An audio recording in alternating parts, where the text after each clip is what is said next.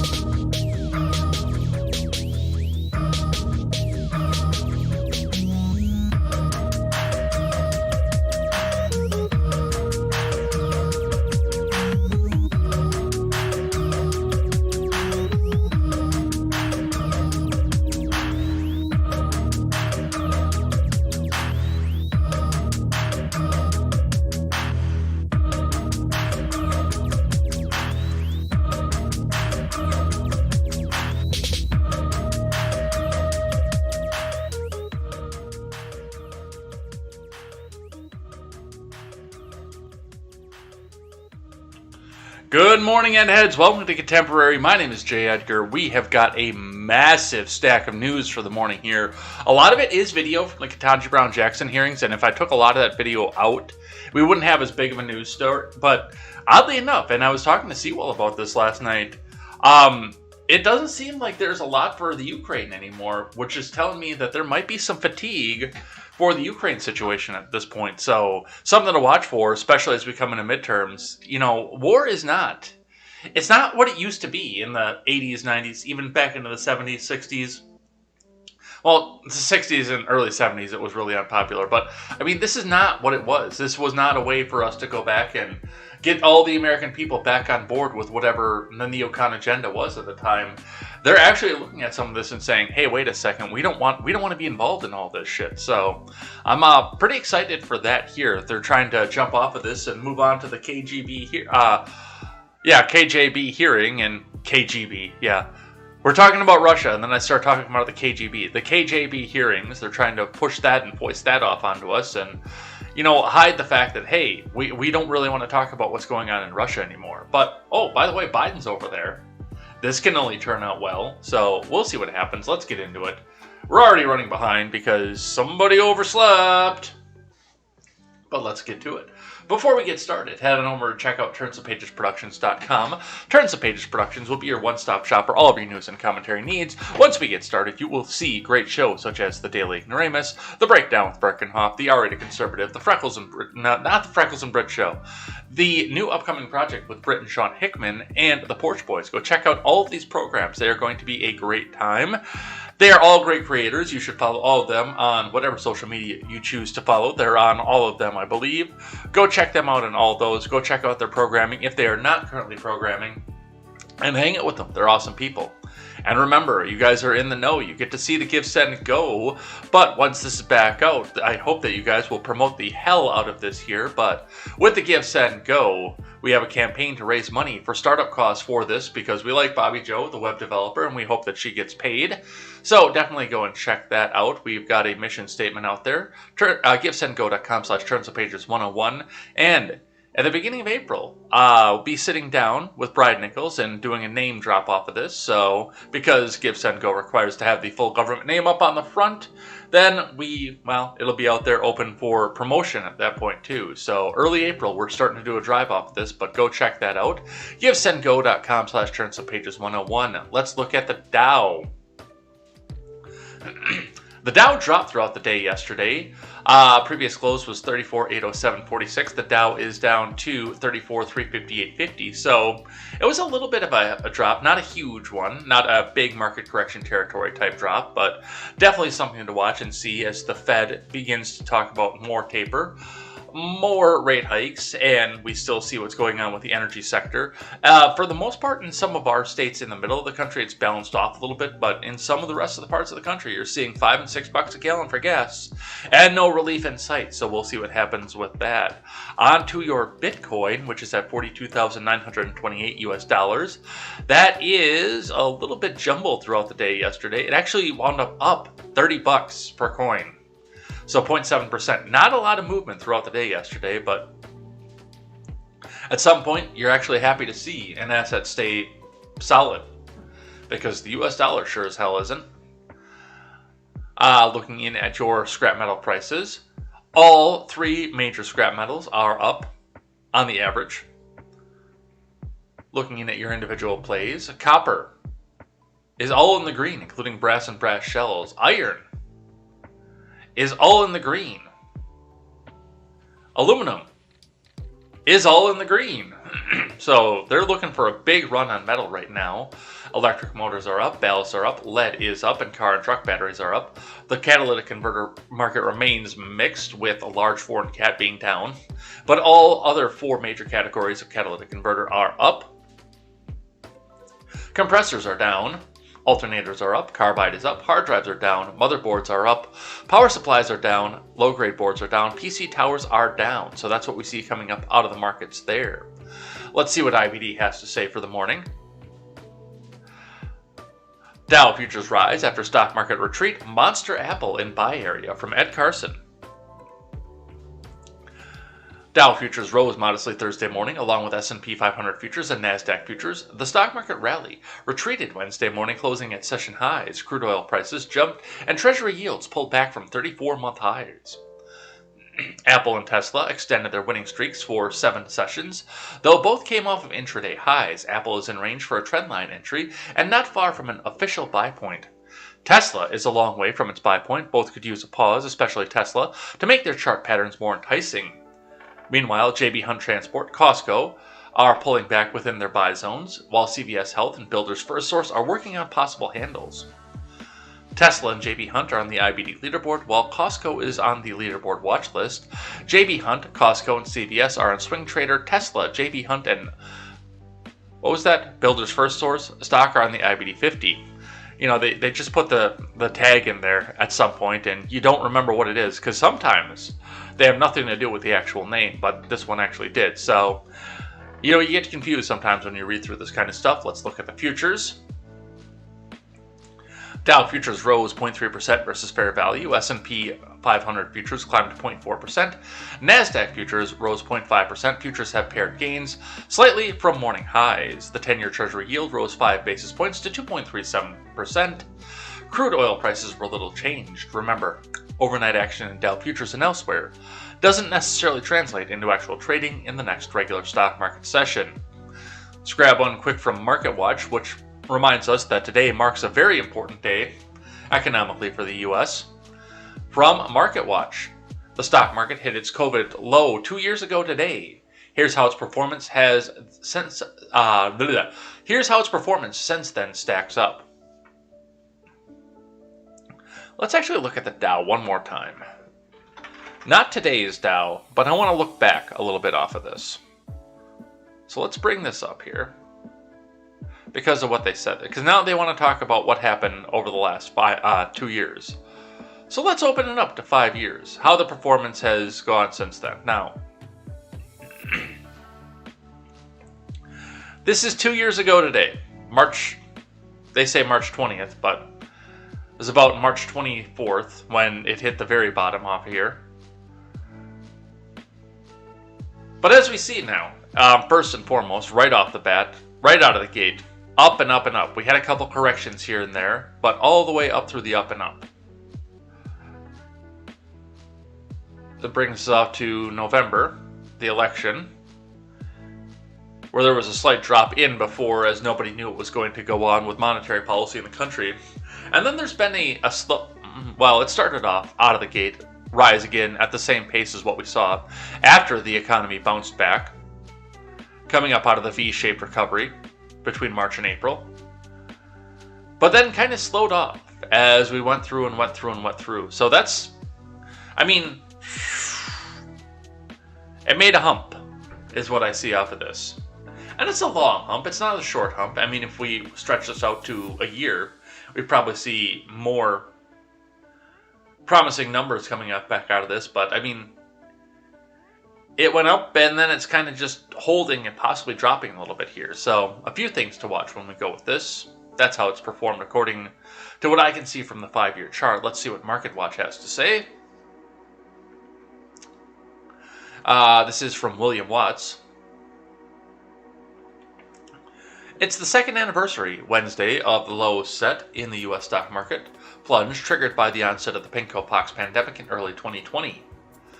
Stocks have stumbled thus far in 2022, but the S&P has more than doubled, rising 101.65% through Tuesday's close since the March 23, 2020 pandemic bottom at 2237.40, its best 2-year rolling performance since 1937, according to Dow Jones metadata. The Dow is up 87.22% from its low of 18,591.93 hit on the same day, while the Nasdaq has risen 105.65 from its low of 60.67, the data show. The Dow's performance since hit the bottom marks its best 2-year rolling performance since 1987.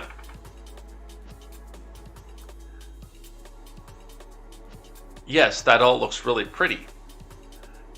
But once again, you start off back up out of the gate as people started to realize after the 2 weeks that, oh, hey, something cool is happening here. And then, you see correction here. You see the jump. And it slows off into 2022, where it starts to slow off more and more as we go. And now we're coming back up over the hump right now.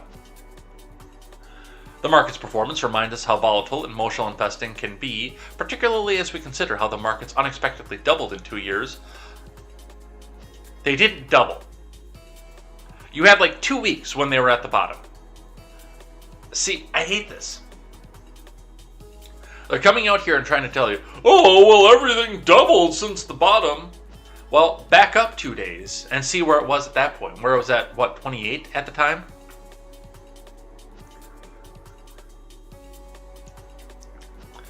The market's performance reminds us how volatile emotional investing can be, particularly as we consider how the markets have unexpectedly doubled in 2 years despite the lockdowns, historic levels of inflation, and the war with Ukraine, said Mark Hackett, Chief of Investment Research at Nationwide in a note. The S&P closed at a record on February 19, 2020, but stocks have soon begun to slide as alarm rose over the spread of the Ermagerd variant. The sell-off soon accelerated into a white-knuckle panic that took the S&P and Dow, which had both traded at all-time highs in early February, into a bear market, a decline of 20% or more from a recent peak at record speed. At the March 23rd, 2020 closing bell, the S&P had dropped nearly 34% from the record close, set a little more than a month earlier. The chaos wasn't confined to stock. The Treasury market nearly seized up. The U.S. dollar soared amid a global scramble for the world's reserve currency. The Federal Reserve moved quickly to backstop its credit markets and worked with other central banks to expand or establish dollar swap lines, moves that were credited with helping steady the ship. Those moves were in addition to the Fed's extraordinary monetary policy easing measures and the fiscal stimulus from Congress. The stock market bottom didn't spell the end of volatility across the markets. A soon-to-expire oil futures contract in April 2020 traded and closed in negative territory for the first time ever, for an example. So there's a lot of stuff moving here, but again, there's a lot of propaganda that they're trying to tell you of what's going on as well. They're trying to tell you that it just doubled from where it was at its bottom. Again, that bottom was anomalous. and it was almost recovered from within a couple weeks. And furthermore, when we look back at this, I would look at, again, the rolling averages, not necessarily where the bottom was. I would say probably 26,000 was where it was clawing back from, not 17,000 like they're trying to tell you. That's where I would say the actual average bottom was, because again, when we hit the 17,000, it was only for a few days, a couple weeks at most, when we were in that very, very bottom, that scary point for investors. But it dropped from 28,000 to there, and it was, again, close to 26,000 by the middle of April. There's a lot of stuff to look at here, and this is a propaganda piece. But I thought it was worth noting and looking at. All right, let's get into the big news of the day. First thing we have to do is we have to talk about famous death, especially since we talk about the government a lot here. From CNN, Madeleine Albright, first female U.S. Secretary of State, dies. From Carolyn Kelly, Madeleine Albright, the first female Secretary of State, who helped steer Western foreign policy in the aftermath of the Cold War, has died. She was 84 years old.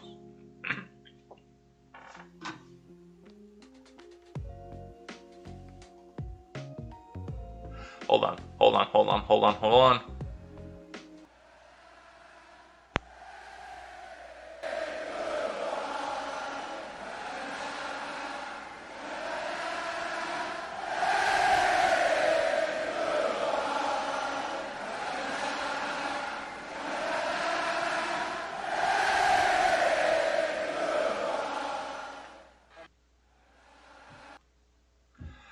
Okay, now that's over, let's go talk about Madeleine Albright for just a second. Madeleine Albright was Secretary of State under Clinton, the first female. Another one of these big warmonger types who went out and tried to destabilize regions in order to make herself richer. She had a lot of power. She came from a lot of power. She's not one of these Cinderella stories like they tried to make her out to be. She came from power, she paid off, she got favors, and then she got to peddle foreign influence around the world. And yet another warmonger has left this earth. I'm not going to shed a lot of tears for this. I really am not. Let's read on from here. Albright was a central figure in President Bill Clinton's admin, serving as the first U.S. ambassador to the UN, before becoming the nation's top diplomat in his second term. She championed the expansion of NATO, which is part of the reason that we're sitting here in this situation right now. So it's a little bit ironic to see the fact that now we're coming out to celebrate her passing, or they are at least. Pushed for the alliance to intervene in the Balkans to stop genocide and ethnic cleansing, sought to reduce the spread of nuclear weapons, and champion human rights and democracy across the globe. Not 1 inch past Berlin, remember. Not 1 inch.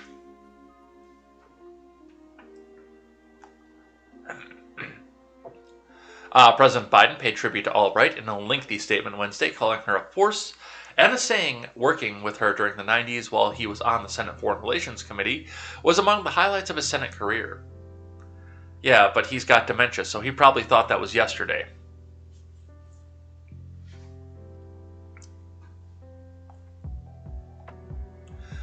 When I think of Madeleine, we'll always remember her fervent faith.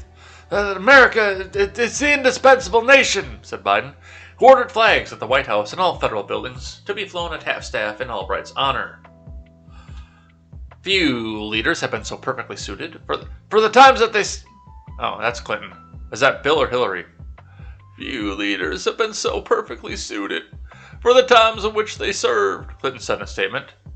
As a child in war-torn Europe, Madeleine and her family were twice forced to flee from their home.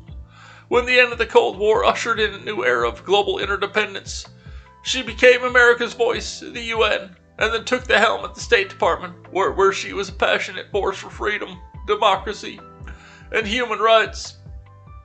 I didn't have sex with that woman, I swear. Clinton told CNN's Wolf Blitzer that he'd recently spoken... Yeah, okay, so it was Bill. Had recently spoken with his former top diplomat.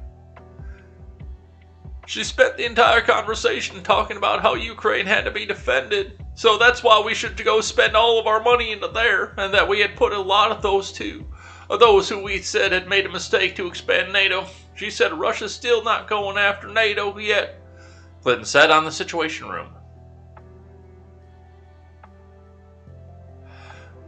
She just wanted to support whatever we could do to back Ukraine, and that's all she wanted to talk about. She was happy, she was upbeat, he added, and she didn't want to venture into her health challenges. She said, I'm being treated. I'm doing the best I can. The main thing we can all do now is to think about the world we want to leave for our kids.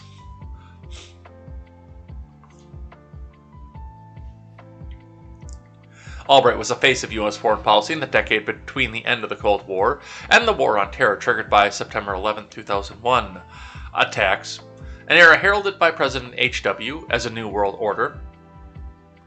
The U.S., particularly in Iraq and the Balkans, built international coalitions and occasionally intervened militarily to roll back autocratic regimes, and Albright, a self-identified pragmatic idealist who coined the term assertive multilateralism to describe the Clinton administration's foreign policy, drew from her experience growing up in a family that fled the Nazis and communists in the mid-20th century Europe to shape her worldview. So, that's what CNN wants you to know about Madeleine Albright, but, even there, the proof is in the pudding. Not 1 inch past Berlin. And now we're in Latvia, Estonia, Poland. They keep trying to throw up talks about being in Ukraine and wonder why we're sitting in this situation of, breaking out contracts, breaking deals, etc., etc. And again, as we go into that and talk about that, I will continue to say that I don't know enough about what's going on to make a definitive statement as to who is in the right in the Russia situation. I know we have a lot of foreign policy experts over on Twitter that think that Ukraine can do no wrong, but I don't know enough about the situation to tell you who's in the right and who's in the wrong. Ukraine may be very well in the right. I know a lot of you guys don't think that, but I'll entertain the possibility at least. But I'm not going to make a definitive statement about it because don't know enough about it. I just read the propaganda that the mainstream media tries to tell you. Alright, let's talk about Politico. Cursing senators, judicial philosophy, and documents demands. 5 takeaways from Jackson hearing. From Josh Gerstein and Marianne Levine. Supreme Court nominee Ketanji Brown Jackson. Isn't it Jackson Brown? No, it is Brown Jackson. Never mind. Wait. I actually have to think about this, goddammit. Ketanji Brown Jackson faced another round after round of Republican attacks on Wednesday. Republicans pounce! And questioning that they may create video clips for potential Republican presidential candidates, but didn't shed much new light on her judicial record. Well, no, it's not going to be about the fact that they're going to make the new clips for the elections. It's going to be that they're going to make smear clips for them for the midterms.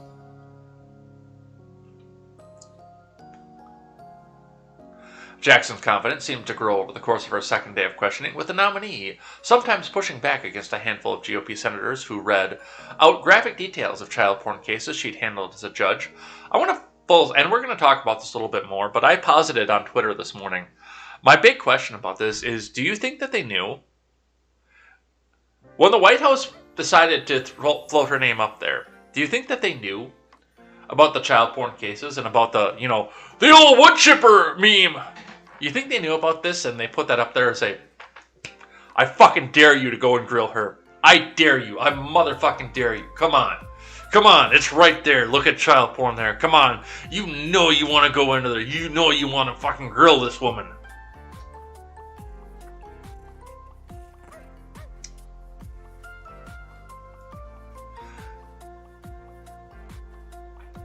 Accusing her of being too lenient on the offenders, Senate Democrats reiterated that Jackson's sentencing record was in line with that of other federal judges appointed by both Republicans and Democrats.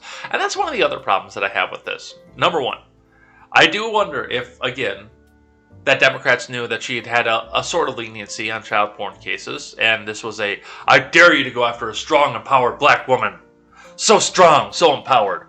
I dare you. I double dog dare you. I triple dog dare you, in fact.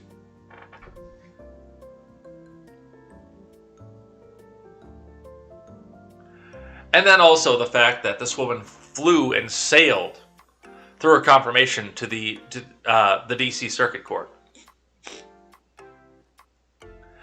It's just like Amy Coney Barrett and Brett Kavanaugh, for that matter.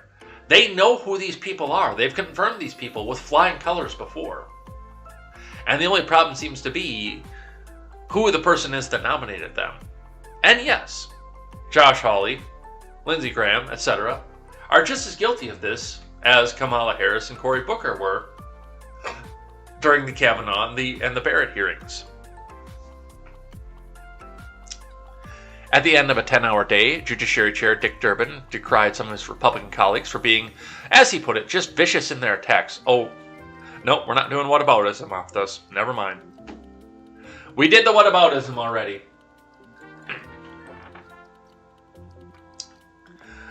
There was a promise that they treat her with respect. Obviously, a couple of my colleagues didn't get the memo, Durbin said.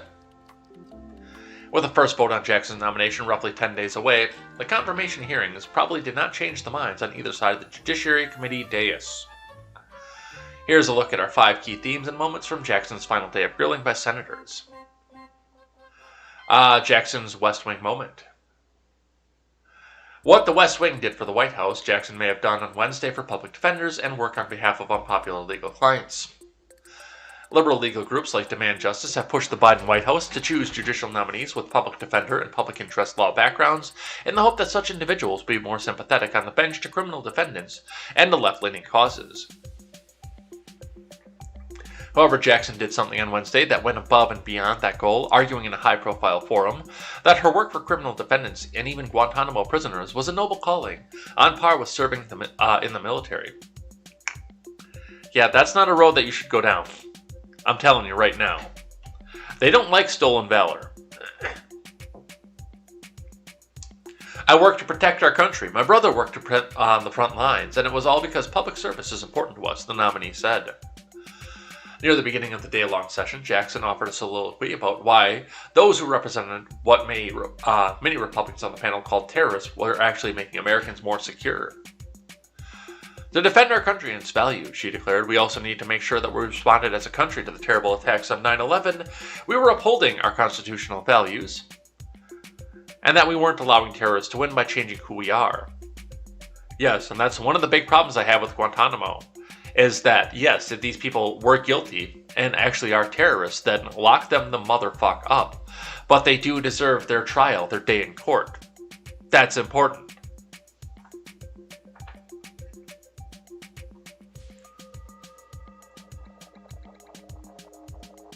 That we weren't allowing the terrorists to win by changing who we are, so I joined with my lawyers during that time, who were helping the courts figure out the limits of executive authority consistent with what the framers have told us is important in the limitations of government. Later, Tom Cotton pressed Jackson on whether she'd like to see everyone at Guantanamo released. That prompted another muscular rejoinder from the nominee. Senator, America would be left safe if we don't have terrorists out running around in this country, absolutely. America would also be more safe in a situation in which all of our constitutional rights are protected. The Constitution is not suspended in time of crisis. Criminal defense lawyers make sure that in times of crisis, the government is following the rules. Does a judge or a justice need a philosophy? Not really, no. They just need to adhere to the Constitution. It's one of the questions that's launched 1,000 news stories and analysis pieces about Jackson and a slew of other people named at the High Court. What is the nominee's judicial philosophy? And really, honestly, we'd like to see what their personal philosophy was, but as a judicial philosophy, we would hope that it would be impartiality and adherence to the Constitution. Attacks on Jackson rile up allies, because of course they do. That's the reason that they're doing this. Because they want to win in the midterms. Cruz's document demand irks Durbin. A Supreme Court confirmation wouldn't be a Supreme Court confirmation without a document fight, and Republicans obliged on Wednesday. GOP senators reacted with outrage after learning their Democratic colleagues in the White House had access to details of probation office recommendations for some defendants Jackson sentenced. Durbin sought to defuse the fight by giving Republicans a chart showing the data the White House got from Jackson over the weekend, but GOP senators said the numbers weren't high enough and demanded the full probation office reports on each of these cases. So that's in a nutshell what we see off of this. We're going to delve into some of this, and we've got a lot of video to watch here, so strap yourselves in. We're going to start with the Blaze. Senator Cotton accuses Ketanji Brown Jackson of rewriting Trump's First Step Act to give a drug dealer a reduced sentence. From Chris Pandolfo. Video. There is video. And the nice part about the Blaze is they'll probably skip ahead to the point that they're trying to get to. Tom Cotton grilled into Ketanji Brown Jackson's record Tuesday, questioning whether the judge reduced the sentence of a convicted drug dealer.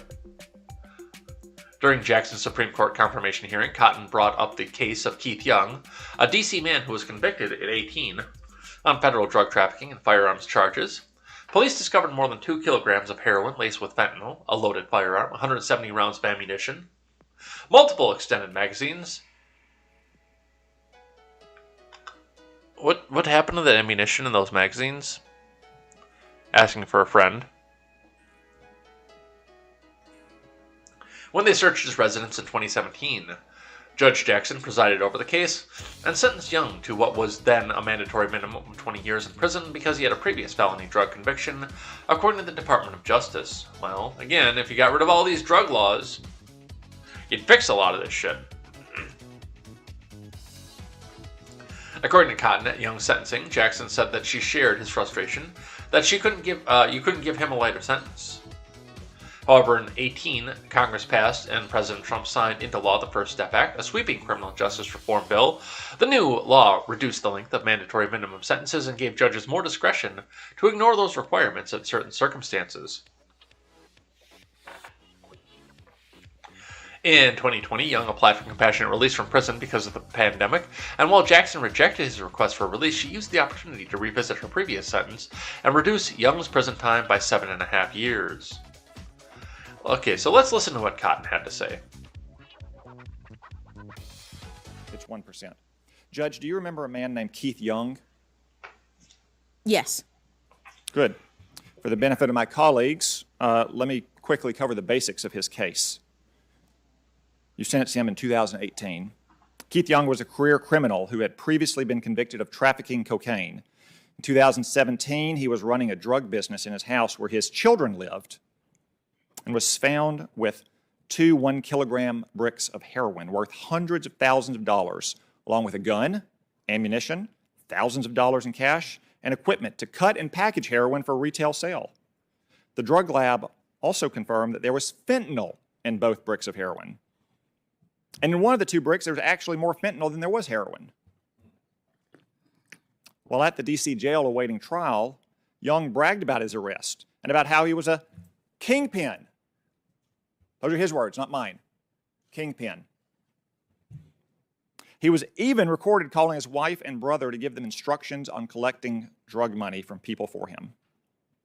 The prosecutors filed a notice of Young's criminal history, which meant he faced a mandatory minimum of 20 years. You did not seem to like that, Judge. In fact, at his sentencing, you said, this is a quote, that you shared his frustration, that you couldn't give him a lighter sentence. I was shocked to see this in the transcript. I was also shocked that you apologized to this drug kingpin for having to follow the law. You literally said that you didn't think 20 years was fair. This is the quote, "And for this, I am sorry, mostly because I believe in second chances." You apologized to this career criminal, a drug kingpin, in his own words. He was not some low-level, first-time drug offender who made a bad choice.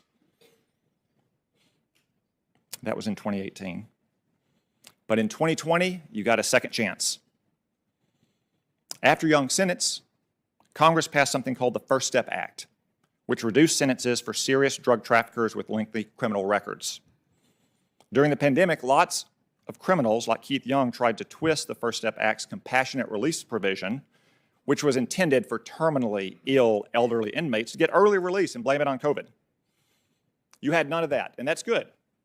You rightly said at his resentencing hearing, quote, COVID-19 is not only present in prisons, and you said that Young's past as a smoker and his claim of various other health issues did not entitle him to early release. If you had stopped there, I would have cited that as a great example of how you follow the law and made a well-reasoned decision. Unfortunately, you didn't stop there.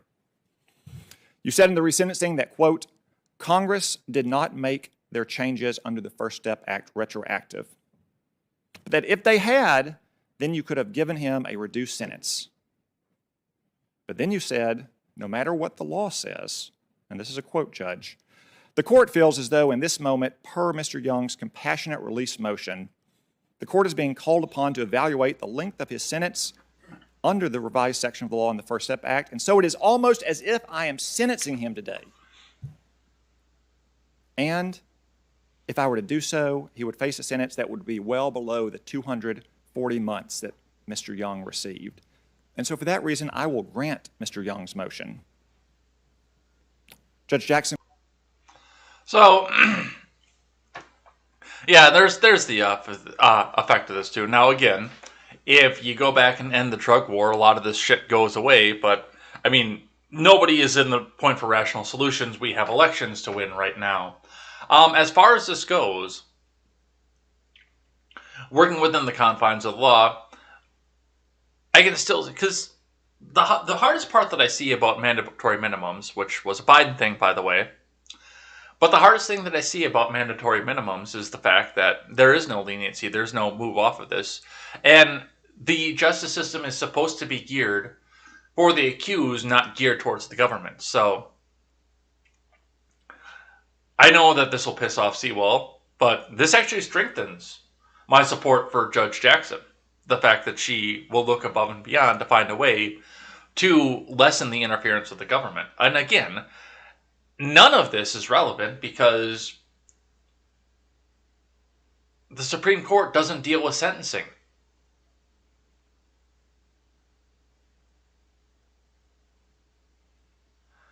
Unless I misunderstand the function of the Supreme Court does not deal anything in sentencing.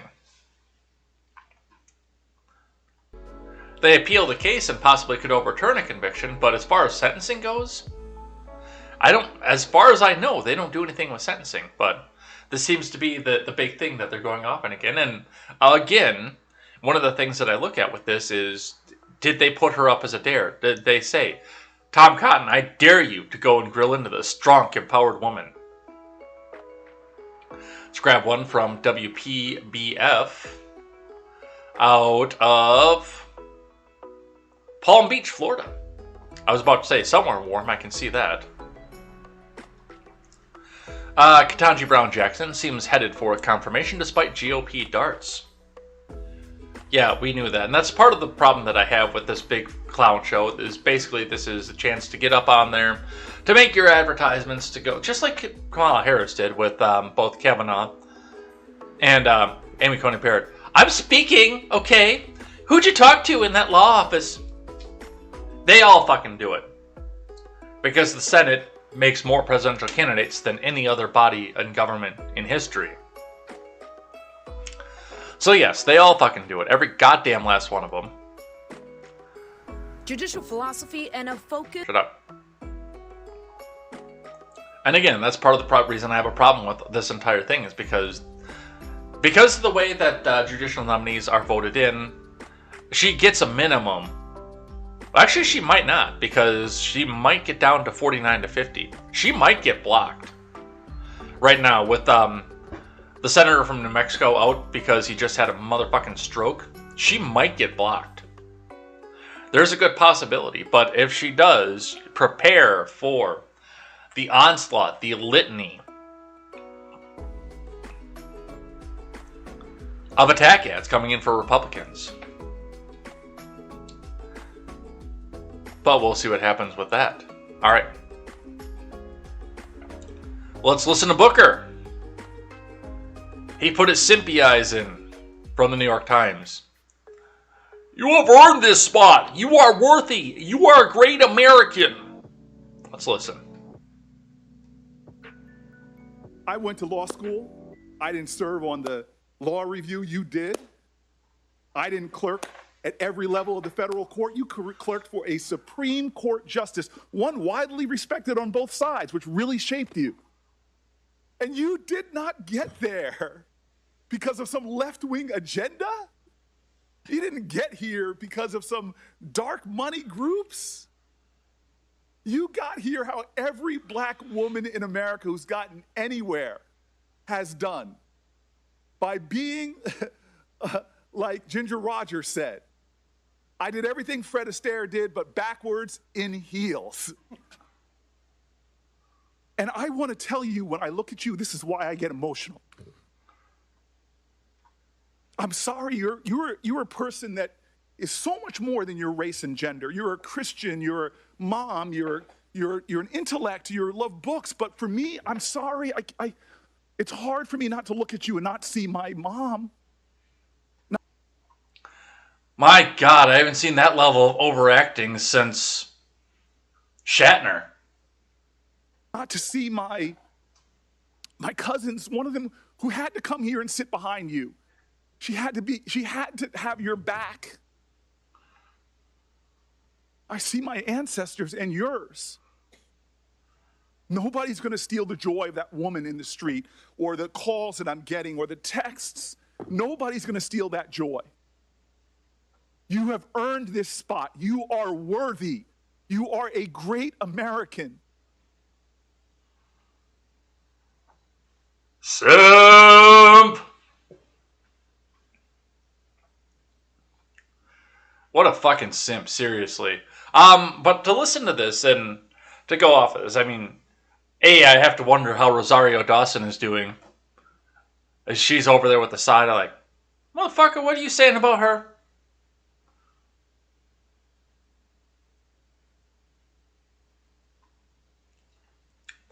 But it's just, yeah. All right, let's grab one from NPR. Senator Booking speaks to the love that brings Jackson to the verge of the Supreme Court, from Claudia Grisales. In moving remarks, Cory Booker said that he was emotional at the nomination of Supreme Court nominee Ketanji Brown Jackson and expressed frustration with the tone of the questions some of his GOP colleagues asked on the third day of Jackson's confirmation hearing. Booker said on Wednesday during the Senate Judiciary Committee hearing that Jackson, who would be the first black woman on the Supreme Court, is an extraordinary testament to what can be accomplished against the odds. I want to tell you, when I look at you, this is why I get emotional, Booker said, the only black member of the Senate committee, and one of only 3 black senators. I'm sorry. You're a person that is much more than your race and gender. As NPR tells us about your race and gender. Oh, I didn't do the NPR voice at the beginning. Next time, I promise. Booker noted that Jackson is a Christian, a mother, and an intellect, and that she has a love of books. Jackson and others in the audience wiped tears. Oh, Jesus.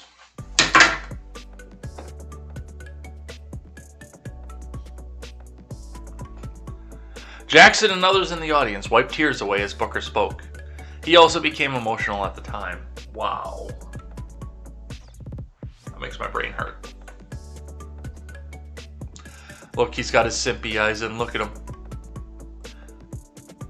And then, when the Republicans turn around to go back and grill her again, he'll turn around and, pull out the simpy eyes and put in the angry eyes.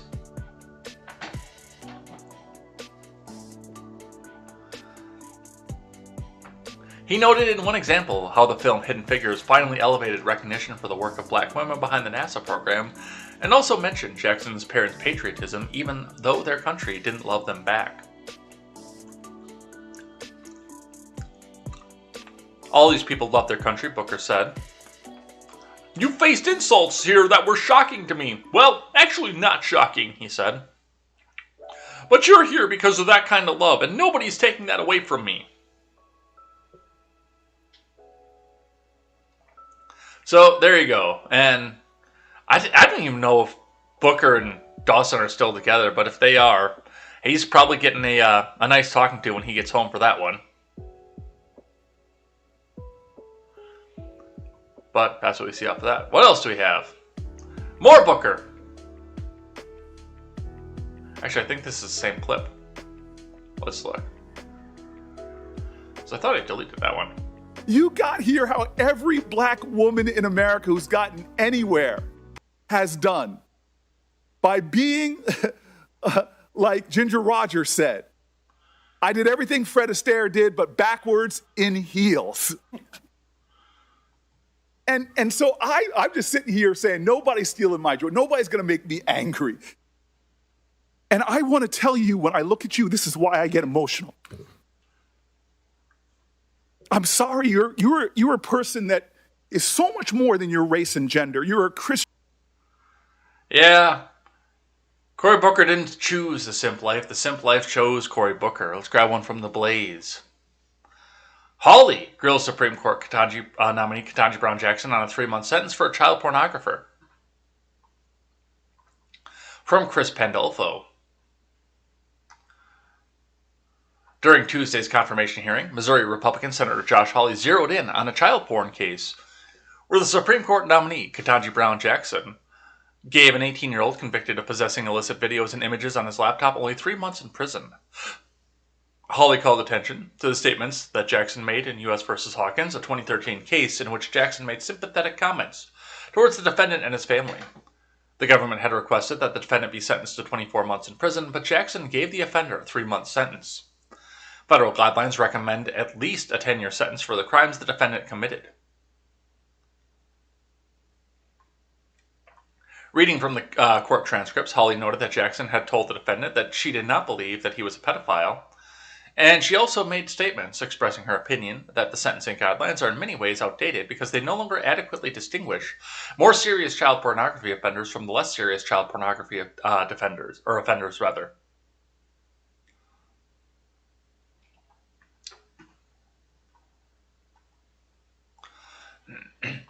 In portions of the transcript Hawley posted to Twitter, Jackson told the defendant it would not be appropriate to increase his sentence on the basis of your use of a computer or the number of images or prepubescent victims as the guidelines require, because these circumstances exist in many cases, if not most, and don't signal an especially heinous or egregious child porn offense.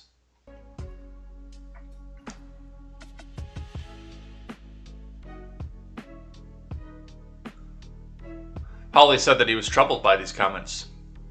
"I'm having a hard time wrapping my head around it," he told Jackson. "We're talking about 8-year-olds and 9-year-olds, 11-year-olds, and 12-year-olds. He's got images of these, the government said added up to over 600 images, gobs of video footage of these children. What word would you use if it's not heinous or egregious? How would you describe it?" Well, again, if true, and I've not seen the case, so I can't speak to that.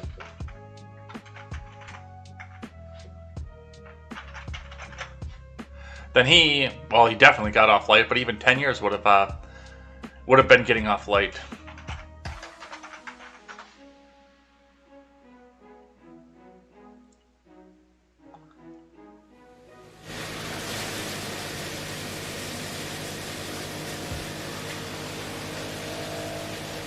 If this is all true, and this is, of course, what actually happened, if it was 8-year-olds, 9-year-olds, 11-year-olds, then, you know, even the U.S. government goes lighter against him than what I would have.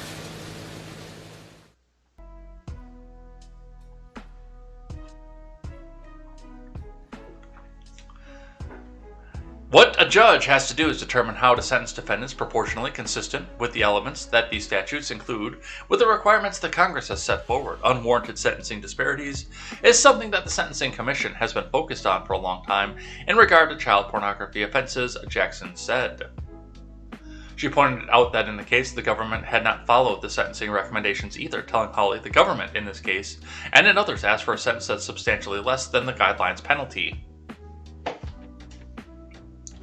Following up, Hawley asked about the statements Jackson made that appear to mitigate what the defendant had done, including his collection of child porn was not as large as it seems, and that this seems to be a case where you were fascinated by sexual images involving what were essentially your peers.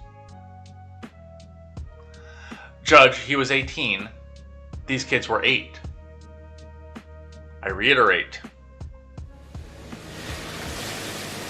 I don't see in what sense they're peers, Holly said. Let's listen. You did. Let me ask you about some of the things, though, that you said, because you said this morning, and I appreciated it, how you want to direct the defendants. You want to get them to own up to what they've done in these cases. And I thought that was powerful, and I thought it was right. But let me just ask you about what you said to this defendant. You said to this defendant, for whom you sentenced to only 3 months in prison, that your collection, I'm quoting you, your collection at the time that you were caught was not actually as large as it seems. Now, the government felt the need to respond to you on the record. They said the government doesn't believe that it's appropriate to just disregard the number of images, that the number of images can be appropriate. And indeed, in this case, the defendant has amassed an extremely large collection of child pornography. But you disregarded that. You also told the defendant, you said this seems to be a case where you were fascinated by sexual images involving what were essentially your peers. And then you went on to say the defendant was merely trying to satisfy his curiosity. Curiosity is your word. One more thing on this, same idea. You said you were viewing, this is you to the defendant, you were viewing sex acts between children who were not much younger than you. And this whole discussion is about why you're only giving him 3 months. Judge, he was 18. These kids are 8. I don't see in what sense they're peers. I've got a 9-year-old, a 7-year-old, and a 16-month-old at home. And I live in fear that they will be exposed to, let alone exploited, in this kind of material. I don't understand you saying to him that they're peers and that therefore you were viewing sex acts between children who are not much younger than you, and that's somehow a reason to only give him 3 months. Help me understand this. And before I read this article, that was also going to be a request because of the age of the defendant at the time. Was this going to be, is this collections of actual children, which it appears to be at this point, or was this a picture that some girl sexted him that was in his class that was, 17 years, 10 months old? But it seems that, yes, that question has been answered at this point.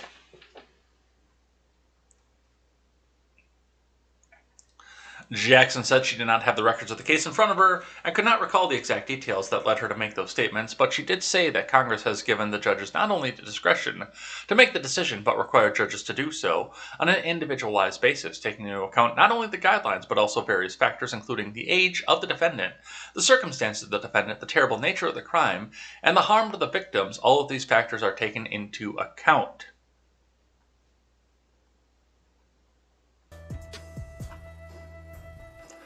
Following up with this, Fox News, Holly Ketanji Brown Jackson unfit for Supreme Court because she apologizes to criminals. From Charles Creatz. Judiciary Committee member Josh Hawley joined Hannity on Wednesday to expound on his questioning of Supreme Court nominee Ketanji Brown Jackson, who sparred with a lawmaker over concerns she repeatedly sentenced child pornography convicts for terms shorter than federal guidelines. Hawley told host Sean Hannity that one convict was sentenced to only 3 months in prison while being eligible for up to 10 years. Well, leave it to a neocon Republican to try to put somebody in prison for the rest of their fucking life.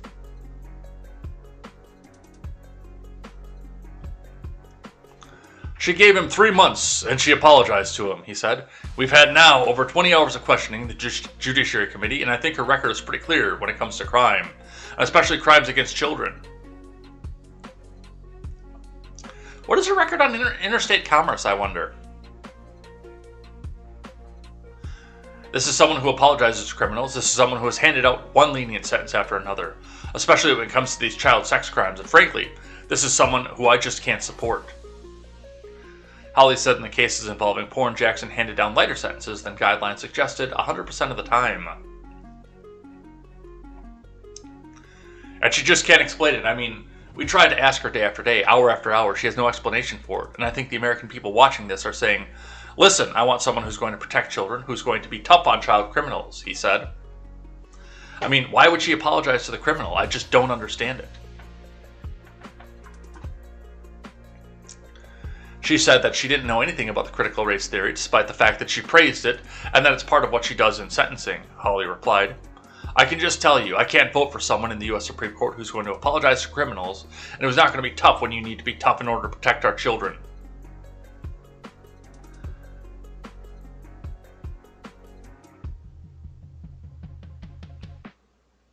A lot to think about with this, but we'll see what happens with this.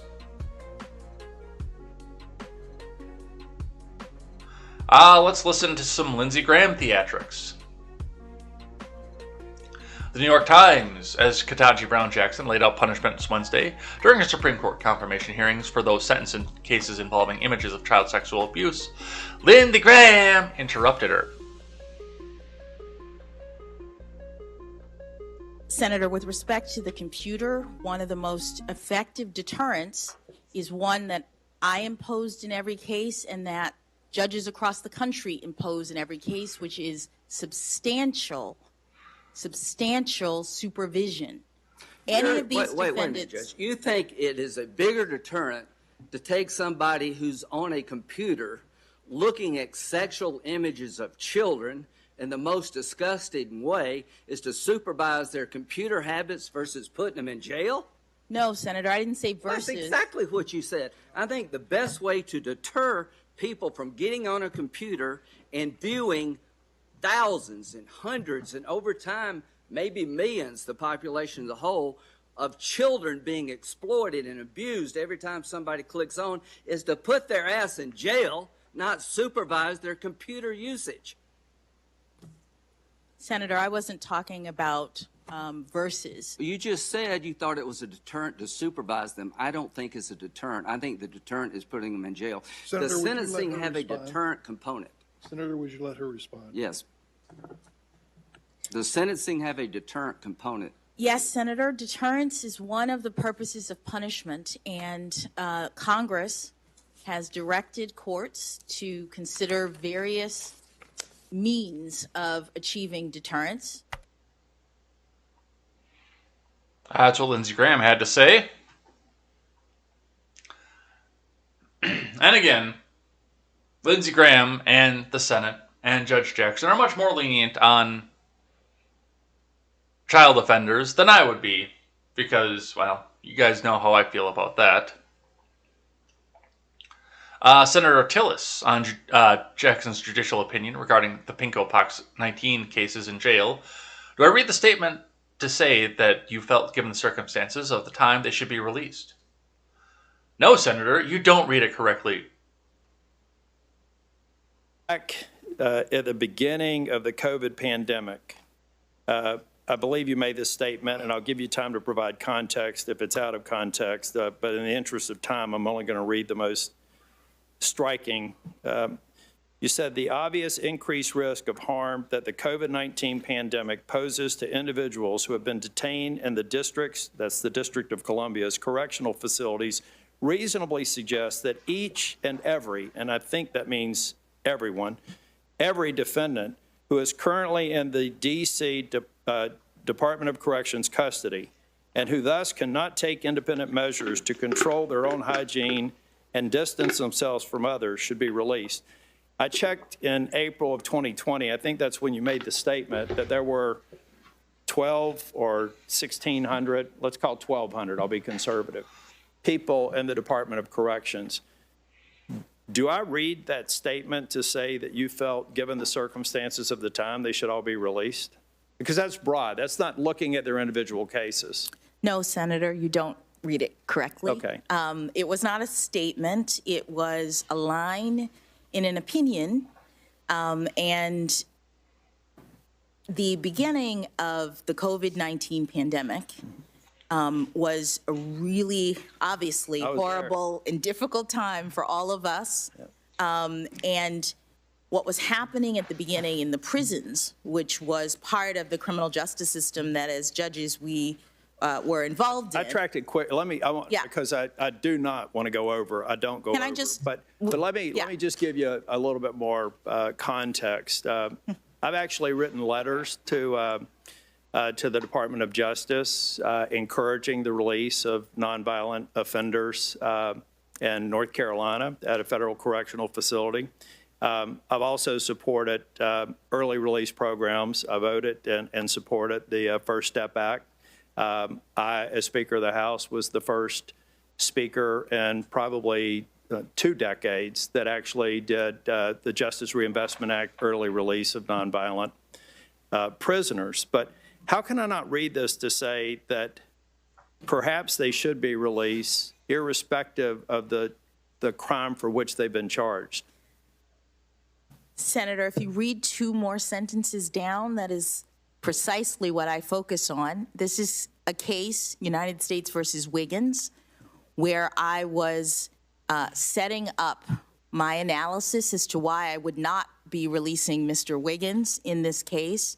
He was arguing essentially what I said in that statement. He was arguing that the circumstances of COVID-19, which at that point was rampant in the prisons, we had not had a vaccine. There were very difficult circumstances for prisoners who could not be separated from each other in the context of our jails.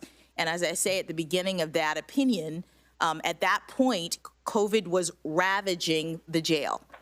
And the question for courts under the statute that Congress has enacted for compassionate release was whether COVID-19, a pandemic in the jail, was an extraordinary and exceptional circumstance or extraordinary and compelling circumstance that should warrant release. What I said in that statement that you read was it would seem as though something like a deadly pandemic rampant in the jails would justify releasing everyone. But I go on to say in that very opinion, Congress has indicated that we have to take each case individually. We have to look at the harm to the community that might be caused by the release of individual people. We can't just release everybody, I said in that opinion. And so I wanted to give you, I'm sorry to interrupt you, but I'm on, that's all right. On 4 minutes. So that's, I mean, that's actually the way to go with it. When you're sitting in a situation like that, you do have to sit down. And it's, I mean, even going back to the founders' times, because for the most part, the founders didn't want this level of federal laws and federal governments out of there, but people who were massively violent, which it sounds like this Wiggins character was, would have been deemed criminal lunatics at the time, and the rights wouldn't have extended to them the same way that they extended to the rest of us who were normal. Let's grab one from the Associated Press. AP fact check: senators misrepresent Jackson on abortion.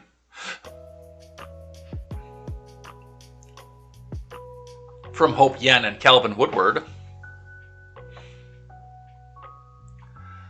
Republican senators painted Supreme Court nominee Ketanji Brown Jackson as hostile to anti-abortion views, twisting words from a legal brief she co-signed years ago as evidence she would broadly rule against abortion opponents.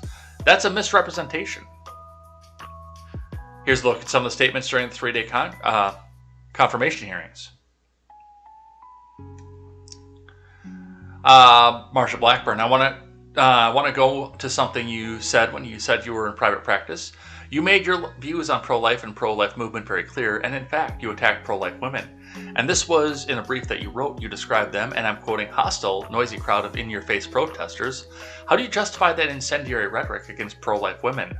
Let me ask you this. When you go to church and knowing there are pro-life women there, do you look at them thinking of them in the way that they're noisy, hostile, and in-your-face? Remarks on Tuesday. Tom Tillis, I'm not necessarily saying you put those words in the brief, but they were in there. They were hostile and noisy crowd. Remarks Wednesday.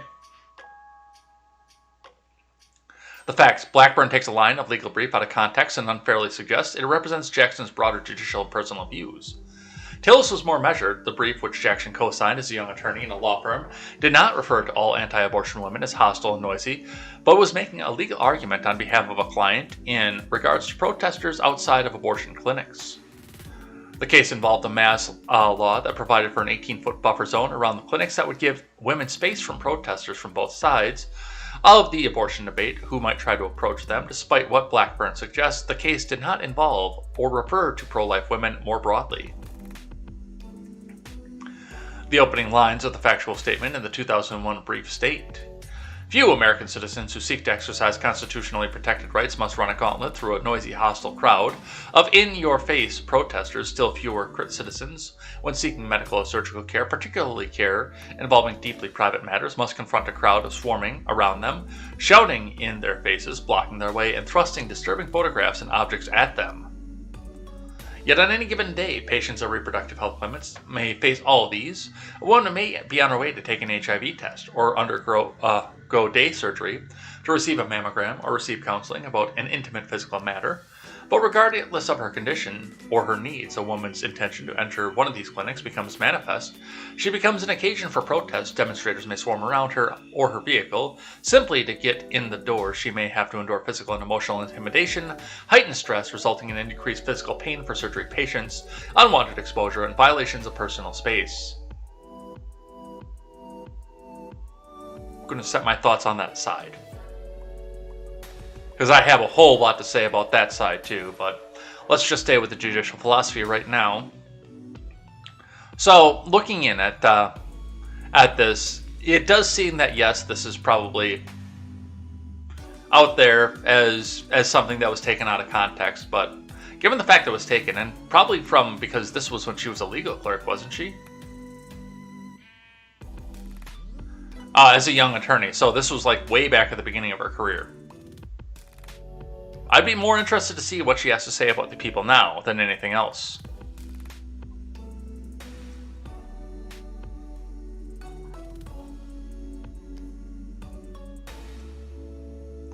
All right, more Blackburn. Judge Jackson declines to define woman, says she's not a biologist. This is one of the big ones that came out of this entire thing, and this is what most people were talking about throughout the day yesterday. I'm sure that Britt is going to be changing her Twitter name to something about not a biologist or something. We'll see what happens with that, but this is from Mark Moore and Samuel Chamberlain. Conservatives were shocked and outraged Wednesday after Judge Ketanji Brown Jackson, the first black woman nominated to the Supreme Court, refused to define the word woman on the grounds that, as she put it, "I'm not a biologist." Jackson made the comment during a Tuesday exchange with Marsha Blackburn, in which the lawmaker asked the D.C. Circuit Court of Appeals judge to point blank, "Can you provide the definition of the word woman?" After a short back and forth, Jackson ultimately said, "No, I can't." "You can't?" Blackburn said. "Not in this context. I'm not a biologist." Clips of the exchange spread like wildfire online, with critics noting Jackson's reluctance to state the biological facts of sex. Post columnist Piers Morgan called Jackson's response ridiculous. Let's listen to the exchange. Can you provide a definition for the word woman? Can I provide a definition? No, Yeah. I can't. You can't? Not in Okay. this context. So I'm you not a believe the biologist. meaning of the word woman is so unclear and controversial that you can't give me a definition? Senator, in my work as a judge, what I do is I address disputes. If there's a dispute about a definition, people make arguments, and I look at the All right. law and I decide. So I'm not. The fact that you can't give me a straight answer about something as fundamental as what a woman is underscores the dangers of the kind of progressive education that we are hearing about. Just last week, an entire generation of young girls watched as our taxpayer-funded institutions permitted a biological man to compete and beat a biological woman in the NCAA swimming championships. What message do you think this sends to girls who aspire to compete and win in sports at the highest levels? Senator, I'm not sure what message that sends. If you're asking me about the legal issues related to it, those are topics that are being hotly discussed, as you say, and could come to the court. So I'm not able to. I think it tells our girls that their voices don't matter. I think it tells them that they're second-class citizens, and parents want to have a Supreme Court justice who is... So, listening in on that for just a second, I mean, this is one of the things, too, that I've noted about this woman. First and foremost, the more I'm finding out about these child porn cases, the more that I believe that this woman was selected as basically, again, an I fucking dare you to go after this strong, empowered woman. This strong, empowered black woman. Say your worst. Call her the worst racial slurs that you can. Because look at her. She allowed people to get light sentences for child porn. Look at her. The more I learn about this case, I mean, I would not put that above the Biden admin. Absolutely not. The more that I look at this case, the more but regardless, I mean, one of the things that I noted almost immediately about Ketanji Brown Jackson was the fact that she was almost universally hated by black nationalists. By black ethno-nat nationalists. Hated this woman. And I got into a couple Twitter exchanges with people over this because, I said, before you get into the pomp and circus, before you get in there and come out and try to start to see all these major circus things, don't go to the hearings and vote to confirm her. Fuck, don't even go to the vote for that matter. But just get up and go and vote to confirm her, because you're sitting at a point right now where, for the most part, she's probably going to get confirmed anyway. So don't they're going to throw somebody up there. They're going to put somebody up there so unpalatable because they want you to go back and attack her. They want those sound bites. But furthermore, when we go to this, she's already lost the black ethno-nats, or so it would seem from the ones I've engaged with on Twitter. She can't afford to go back and lose the progressive wing, all people can be a woman if they just say that they're a woman, that crowd.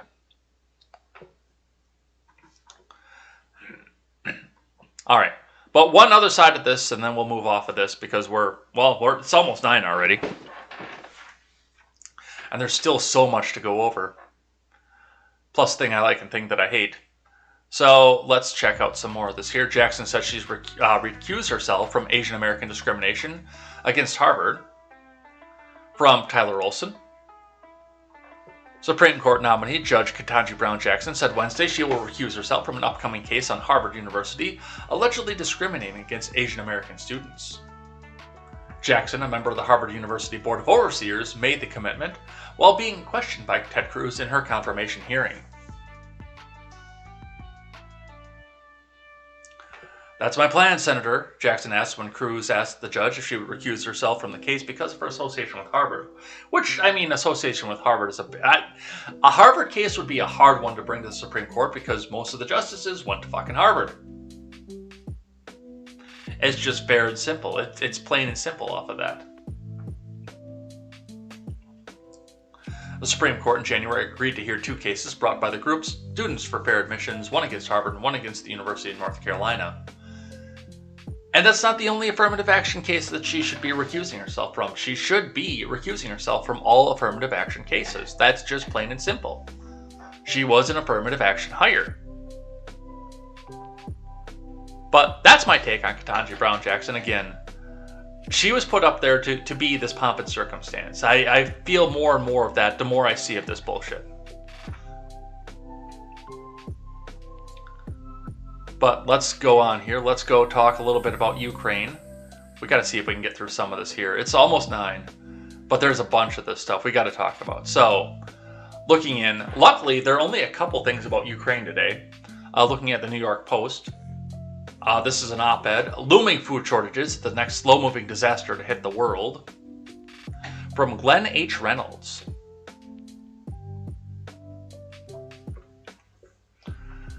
Food prices are already skyrocketing. A lot of this comes from the inflation caused by runaway government spending over the past 2 years. Some is from supply chain issues, but the new problem is rearing its head, and government officials seem as likely to make it worse as to make it better. That problem is shortages of food and fertilizer brought about by the Russian invasion of the Ukraine and sanctions enacted by the West in response. Ukraine is a major wheat producer, but is war is likely to ensure a poor spring planting and harvest. Russia is also a major grower, but sanctions and war will prevent it from exporting to most of the world.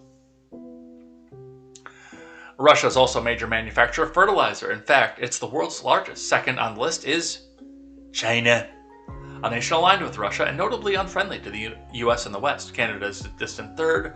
That has the people worried. The green market's North American Fertilizer Index, already high, jumped 16% last Friday. Urea, a major fertilizer ingredient, went up 22%. Potash, another major ingredient, Russia's the top producer, increased 34%. In Brazil, the world's leading fertilizer importer, the price for standard starter fertilizer, 10.340, is up 49% from a year ago and likely to go much higher. If you can grow your own food, do it. If you have any possible way to start growing your own food, get some chickens out there. Maybe get a goat on your land or a cow or something. Check with your homeowners association, of course. It's time to start doing that because we're getting to that point. We are definitely getting to that point. I have milk jug garden sitting over there just because I don't trust the supply chain. It's not gonna keep me fat, but it'll keep me alive to eat off of what I've got growing already. And that much I can say off of this. But there is more to this than just what's going on in the supply chain issue. Now, like I say, if we start to see some bad crops, we're going to start to see some stuff dry up in a hurry. But they also noted urea, a major fertilizer ingredient. You know what else urea is used for? DEF, diesel exhaust fluid. And any vehicle that is made after 2010 doesn't run without DEF. And if that goes up into a shortage, which I mean, it's not just a major component of DEF, it's like the component of DEF. It's pretty much it. The ammonia and the urea heats up the exhaust reaction and lets the DPF and the DOC burn off their impurities faster. But what I can tell you is this: is the trucks don't run without it after 2010. If they try to drive without it because it's either too expensive or because they can't get it, which I don't think we're going to get to the point where we can't get it, because we can get it from the US, it's just going to get way more expensive. That truck is derated to 5 miles an hour if they run out of that fluid. Enough to limp it off the road, and then you've got an expensive tow off of that as well. So, yeah, anything that you can do to mitigate the supply chain issue and make it or grow it yourself, do it. It's time.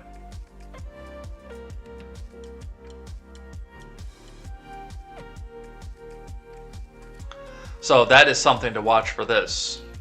Or maybe we can all make a friend down in Australia where they possibly have a lot of land still, and maybe we can have them send stuff over to us.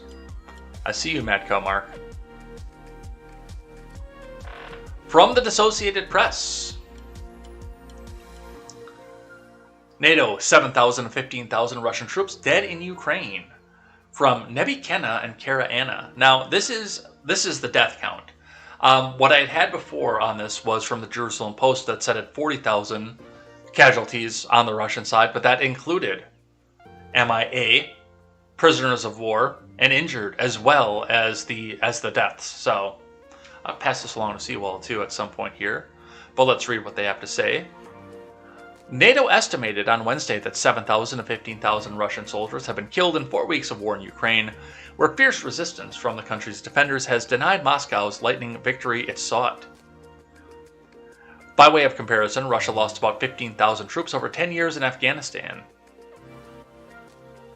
A senior NATO military official said the alliance's estimate was based on information from Ukrainian authorities.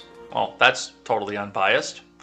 What Russia has released, intentionally or not, and intelligence gathered from open sources. The official spoke on condition of anonymity under ground rules set by NATO. Ukraine has released little information about its own military losses, and the West has not given an estimate, but Volodymyr Zelensky said nearly 2 weeks ago about 1,300 Ukrainian servicemen had been killed. Well, I'm going to go off on this and say press X to doubt. This seems, especially by the massive gross difference between the two of them, I don't believe this. The 1,300, that seems like possibly a good estimate. on the Ukrainian side, and I would actually believe that, 1,300 on the Russian side. But on a small country like this, without as much of a standing military as just what Russia put up on the borders of the Ukraine, to have a 10-1 casualty count, no, I'm sorry. You're either releasing prisoners out or criminally insane people to come out and be body bags, or this is not what's happening.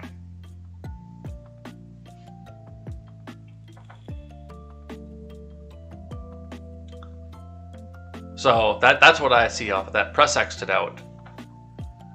From Axios, U.S. says Ukraine has pushed back Russian forces outside of Kiev. From Zachary Basu,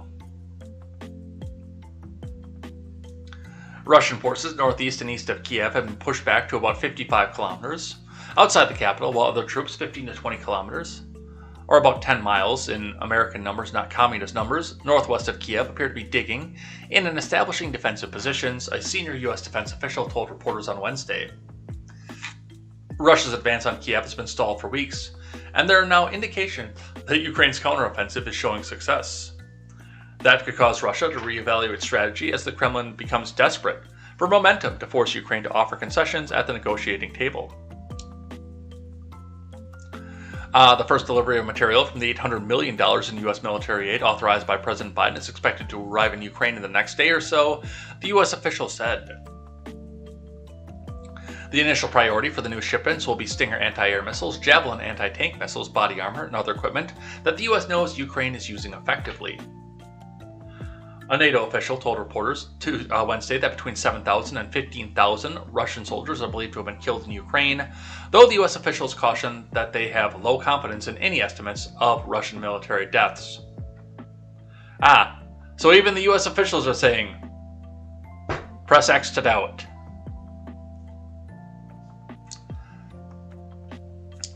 What I look at with this, and I was talking with Seawall off of this, what I see for this is it sounds to me a lot like, and really honestly, I think that Russia is looking into this, not necessarily to go into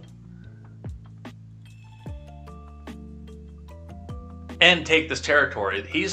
Putin is destroying a lot of infrastructure for wanting to keep this territory. And most of us look at this and say that, yes, Russia should have fucking steamrolled Ukraine in Kiev within the first day, especially given the fact that they were staging from Belarus, which was right here. This should have been an absolute steamroll. This should have been done in like 5 minutes. No offense to the Ukrainians, but this should have been done in like 5 fucking minutes. Start from Belarus, storm into Kiev, go to Zelensky and say, this is my country now. And have been over. I think they're stalling this out to try to get U.S. or NATO involved in this. I really do. As they come out with more propaganda. Look at all the people that they're killing. Look at the children. Won't you think of the children? Because I can't see any other major reason for them to go the route that they are. And for them to just absolutely not steamroll this country.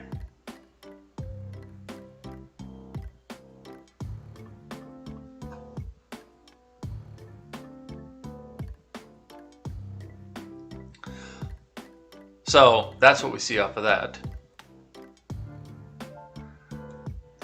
From CNBC, up to 40,000 Russian soldiers killed, wounded, or captured, or MIA in Ukraine, NATO estimates. More numbers, X'd it out. From Fox News, Russia-Ukraine war. New York lawmaker calls on FBI to investigate a Russian spy compound. From Stephanie Pagones. So now we spill over onto this country. A New York lawmaker is calling the FBI to investigate the Russian diplomatic compound that experts say previously told Fox News Digital houses diplomats who are here to spy on the country. We have been appalled and alarmed by Vladimir Putin's unprovoked war of aggression against Ukraine. We have been appalled by his war crimes against the Ukrainian people, and it is in that context that I have formally requested the FBI open an investigation into reports of espionage at the Russian diplomatic compound. Richie Torres told reporters Tuesday about the white high-rise tower located at 355 West 255th Street. Quest, can you help us out here? I haven't even seen him in here this morning.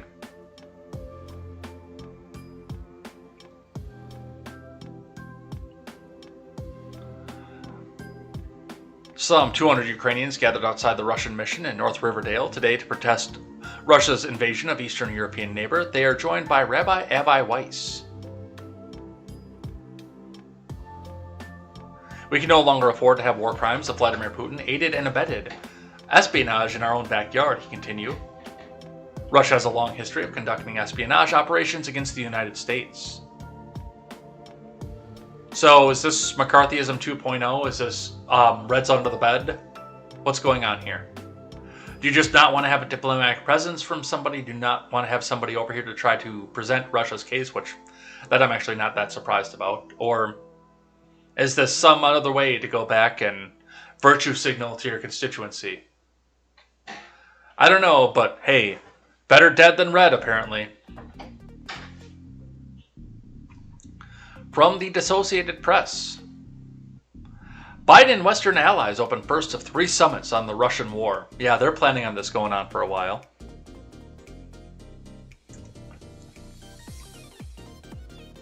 From Chris Megarian, Lauren Cook, and Amr Madani.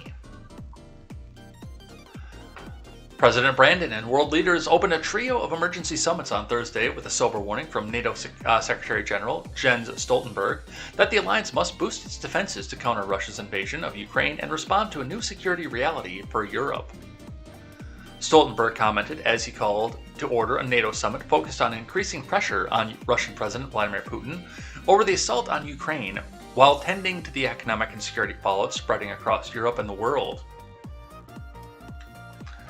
We gather at a critical time for our security, Stoltenberg said, addressing the leaders seated at a large round table. We are united in condemning the Kremlin's unprovoked aggression and in our support for Ukraine's sovereignty and territorial integrity. He said the alliance is determined to continue to impose costs on Russia to bring about the end of this brutal war. Over the course of Thursday, the European diplomatic capital is hosting the Emergency NATO Summit, a gathering of the Group of 7 industrialized nations and a summit of the European Union. Biden will attend all 3 meetings and hold a news conference afterward. I can't wait for the clips of that dude. I can't wait to go see Jill having to lead him out of wherever he is when his batteries fail and he starts to what's going on here? I can't wait for those clips because you know they're coming. Now, the G7 might actually be out there and be more prompt for taking people's cell phone cameras away from them, but still, you know that something's going to leak on one of these.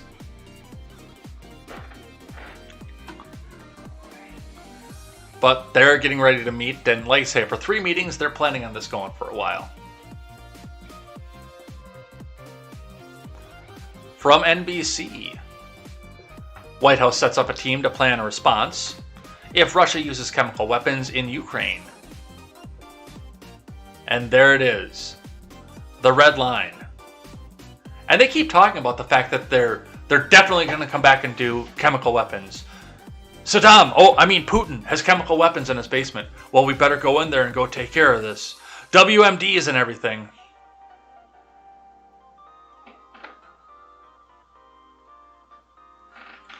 From Kristen Welker and Alexander Smith.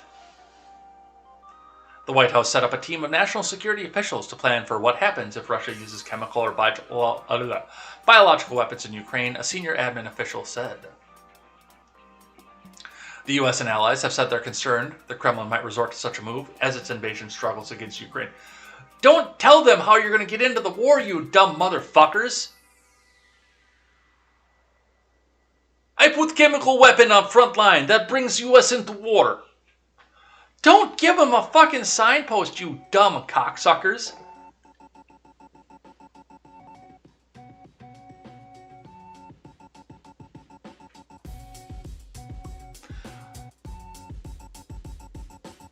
White House National Security Advisor Jake Sullivan sent a memo February 28th detailing how the so-called Tiger Team. Really? They're great! We'll look at what might happen over the next 3 months of conflict, the senior administration official told NBC News. Scenarios under discussions have included Russia using chemical or biological weapons, Russia targeting U.S. convoys carrying weapons to Ukraine, a disruption to the global food supply, the refugee crisis as millions of Ukrainians flee the country, and over to here, as long as they're LGBTQIARRPMGT2+. The official said. The creation of the team was first reported by the New York Times. Sullivan's memo also established a second strategy group responsible for a longer-term examination of major geopolitical shifts triggered by the invasion, the official said. A chemical or biological attack would mark a dramatic escalation for a conflict which Russia has increasingly turned its attack on civilian areas. These types of weapons would also risk spilling over into neighboring NATO countries such as Poland, and there it is, right there, raising the question of whether the alliance would have to respond. Oh, the Warhawks are licking their chops. They're in there. They're ready to go. Come on. Come on. Just throw the chemical weapon out there. We're ready. We'll scramble the jets.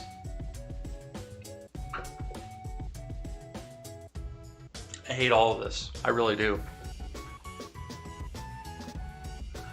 But that's one thing that I've noticed about this entirely is the fact that it does look like it looks a lot right now like the big push is to get the U.S. involved in this.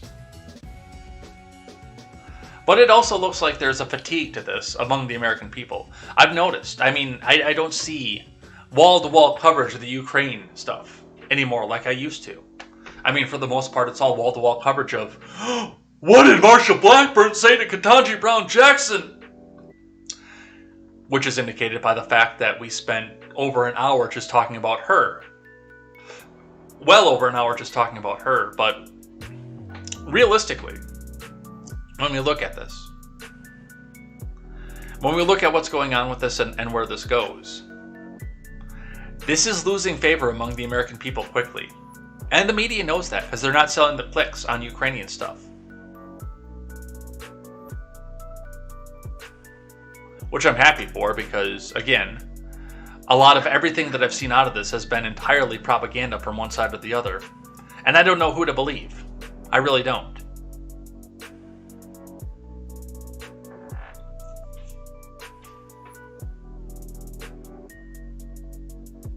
But that's what we see off of that.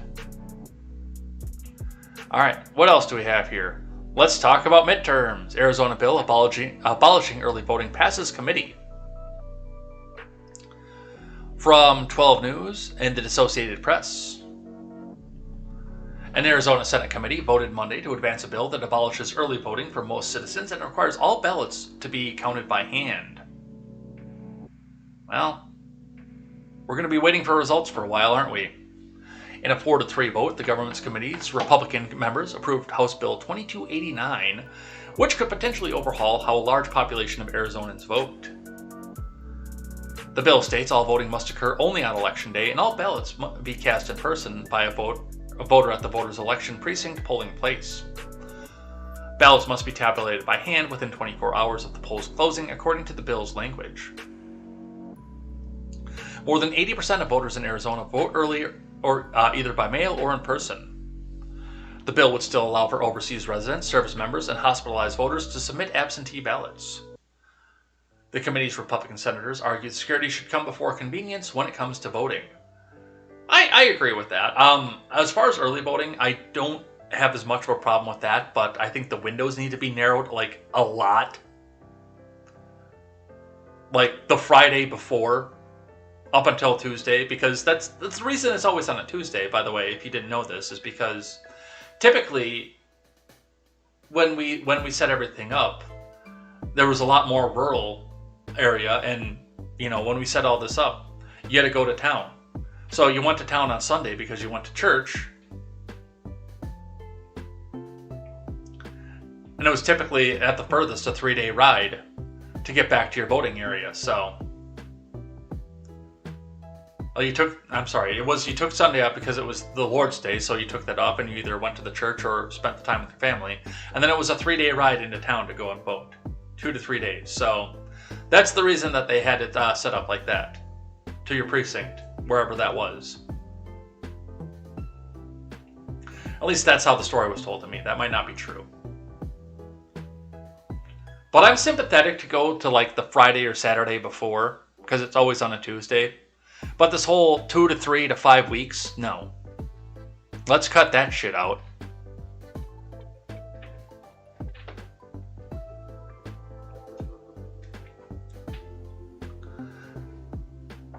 I love this bill, said Wendy Rogers, who was censured by her colleagues earlier this month.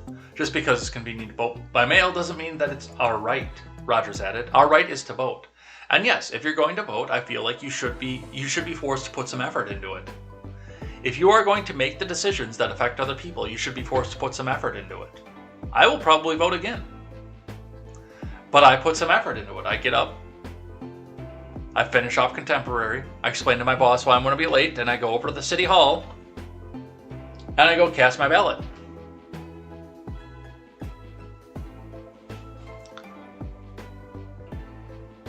But this is happening now for Arizona. Let's grab one from CNN. Biden requests Mehmet Oz and Herschel Walker resign from presidential council or be terminated. Which I love how CNN has to put that up there. Or be terminated. Because under most other circumstances, it's, oh, well, I just asked for their resignation. Well, I'm going to ask for your resignation or I'm going to fire you. From Don Judd and Megan Vasquez. President Biden has formally asked 2 Trump-appointed members of the President's Council on Sports, Fitness, and Nutrition to resign from their posts or be terminated. Herschel Walker and Mehmet Oz, who are now Republican Senate candidates in Georgia and Pennsylvania respectively, were appointed in 2018 by then-President Trump to serve in the council. Trump reappointed them to 2-year terms in December of 2020, shortly before he left office. It's against the Biden admin's policy for federal candidates to serve on presidential boards, according to the White House. The official said that letters to Oz and Walker were sent Wednesday, requesting their resignations by 6 p.m. Oz, who's seeking the GOP nod in a contentious primary, blasted the move in a statement. President Trump appointed me to 2-year terms in the President's Council on Sports, Fitness, and Nutrition. The White House just emailed me demanding my resignation. By the end of the day, he wrote clearly, Joe Biden can't be around anyone who doesn't completely fall in line with his fear-mongering, authoritarian, one-size-fits-all COVID handling. I'm proud of my service and will not resign. CNN has reached out to Walker's campaign for comment. Well, I actually agree with this. First and foremost, both of these men are on a senatorial campaign, which means that they're going to be going around their home states and not in Washington doing their jobs. Which is just like most of Congress anyway, but that's a conflict of interest, number one. Number two, that's a conflict of interest because they're running for a different legislative branch while working in the executive branch. And number three, the big one for me, and I really wish Trump would have done this too, because he probably would have had at least a better presidency if he had done this. And Biden should do this. He should have done this a year ago. And W should have done this, and Clinton should have done this, and the first thing you should do is get rid of all the appointees of your predecessor. End of story. These are people, especially in a contentious election like what we just had, are people who are not going to be working in your best interest. You're fired.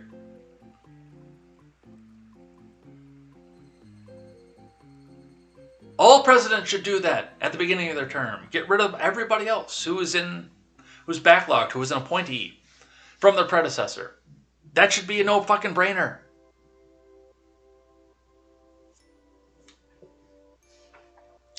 So again, I like with Oz especially, because a lot of the people who are Oz fans, which I didn't realize that there were that many, of all the people who are Oz fans tell us this is terrible, this is a travesty. No, this should have happened a year ago. End of story. I agree with this. I don't usually agree with Joe Biden, but I agree with this. This was a good idea. This was a good thing to do. From the Daily Wire, as midterms approach, Dems suddenly want more border security. From Zach Jewell, as encounters at the southern border continue to increase and midterm elections approach, approach, rather, Democrats seem to be shifting their messaging on border security. The Daily Wire's Ben Johnson joined Georgia Howe and John Bickley for Thursday's episode of Morning Wire to explain Democrats' changing strategy on the border. Johnson highlighted President Biden's surprising mention of border security during his State of the Union address on March 1st.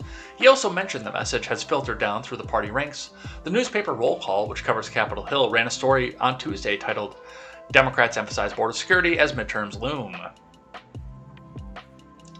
House members like Abigail Spanberger and Alyssa Slotkin are supporting tighter border security through technology or by hiring more Border Patrol agents, Johnson said. Border encounters February were up 63% from the same month last year as nearly 165,000 illegal immigrants flooded into the U.S. last month. Our southern border is still totally uncontrolled, Johnson said. The number of encounters at the border in February increased 63% compared to last year, which was the largest in U.S. history. He went on to explain that the 165,000 number doesn't even account for the migrants who escaped Border Patrol apprehension. From October through February alone, 220,000 illegal immigrants got away from Border Patrol agents, Johnson explained, citing a February Fox News report. Well, here's the thing that goes with that. Number one, an open border and a dismal economy is really unpopular. Now, in a booming economy, it's really, really popular because it comes out to the fact of, oh, well, these people come in and they'll do the jobs that I just won't touch. These jobs that I can't do. They'll come in here and they'll do those jobs. That's a common argument. That's a common thing, especially among the elites. That's nothing new. That has never been new. That is nothing new. That is something we've been seeing since the beginning of motherfucking time. But in a dismal economy, where your wages are not increasing on pace with inflation by any stretch of the imagination, it comes down to, they took our jobs! And that may not be what the actual policy is on anything from any lawmaker out there, but that's going to be what's on the mind of the American people. So yes, they're going to come back out and do this. And this whole, well, we've apprehended a record number of migrants at the border, so there's no crisis because we're apprehending them. That does not play with the people because they know. They see that for the increase in the number of people that are apprehended, there's a proportionate increase of number of people who get away. So yes, now they're going to cram themselves back up and tell us that, okay, now it's time to go do border security. From the Dissociated Press. We gotta figure out what we're gonna do and what we aren't gonna do here. So let me look at some of this stuff. Some of the stuff is I'm going to cut for tomorrow too, because we've got to do live chat tomorrow. By the way, if you're just lurking right now, get some messages in and tell us how you feel about the news going on here so I can say thank you in tomorrow's live chat segment. Trump aide Manafort removed from plane over revoked passport. From no author given.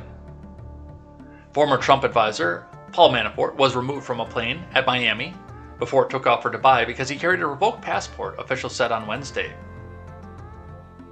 Miami-Dade Police Detective Alvaro Zabaleta confirmed that Manafort was removed from the Emirates airline flight without incident Sunday, but directed further questions to Customs and Border Protection. That agency did not immediately respond to an email Wednesday seeking comment. A lawyer who represented Manafort did not immediately return a call and email seeking comment on Wednesday. Now, this I would normally not care about, because it's Paul Manafort. He hasn't been in government forever, but the only reason that I brought this up is because some people out there are making this into a bigger deal than it is. To read the tweet from Occupied Democrats. Breaking! Officials announced that they pulled ex-Trump campaign chairman Paul Manafort from a plane and revoked his passport as he tried to flee to Dubai after the U.S. Senate declared him a grave national security threat over his Russian ties. Retweet if you're glad they stopped him.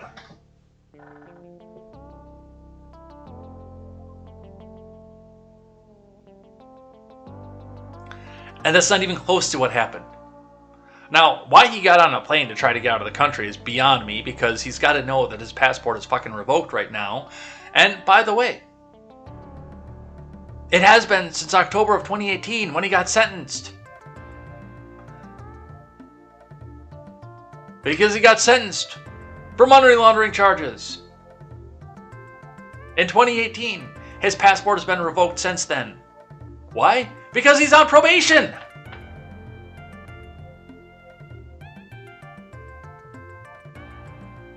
Or parole, I don't know which one it is, but he's under supervisory from the government.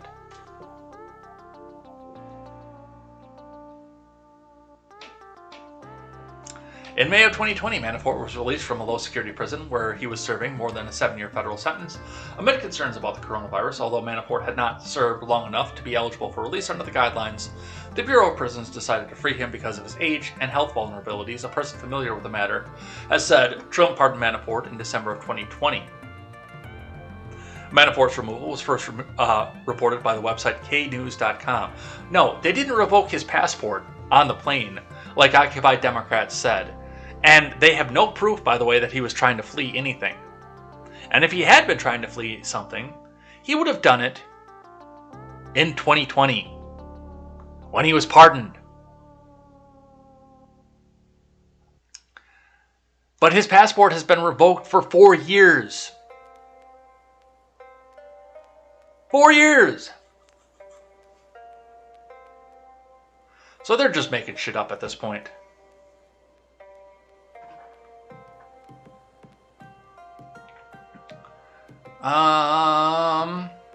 Do I want to get you any of this, or do we want to just go on to... this one's funny. This was almost thing that I hate today. I think we're going to hold off on the rest of this, and we will pick the rest of this up tomorrow, and I will edit some of this back out of here. But before we head out of here, it's Thursday, so on Thursday we do Thing I Like and Thing That I Hate.